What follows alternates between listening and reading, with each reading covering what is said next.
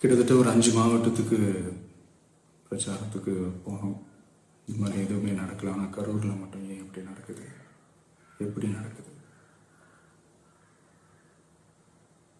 மக்களுக்கு எல்லா உண்மையும் தெரியும்.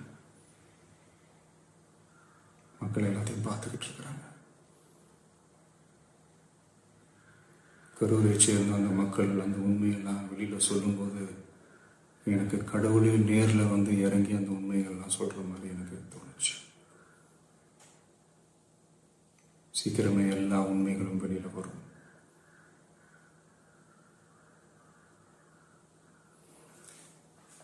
எங்களுக்கு தரப்பட்ட இடத்துல நாங்கள் போய் அந்த ஸ்பாட்டில் நின்று நாங்கள் பேசிட்டு வந்தோம். அதை தாண்டி எந்த தவறும் எங்கள் சைடில் நாங்கள் எதுவும் செய்யலை.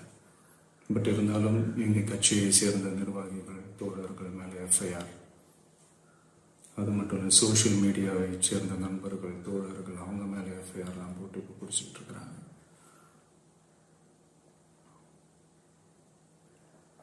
சிஎம் சார், உங்களுக்கு ஏதாவது இந்த பழி வாங்கணும் அப்படின்ற எண்ணம் ஏதாவது இருந்துச்சுன்னா என்ன வேணாலும் பண்ணுங்க. அவங்க மேலே கை வைக்காதீங்க. நான் ஒன்று வீட்டில் இருப்பேன், இல்லை நான் ஆஃபீஸில் இருப்பேன்.